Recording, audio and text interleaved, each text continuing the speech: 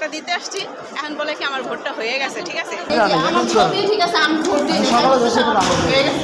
তারপরে এখানে ভোট দিতে আসছি, এখন 2 ঘন্টা দাঁড়ায় থেকে ভোটটা দিতে আসছি, এখন বলে কি আমার ভোটটা হয়ে গেছে। ঠিক আছে, আমার কাগজটা রাইখা হ্যাঁ আমার ভাই কে বলছে যারা ভোট নেয় তারাই বলছে।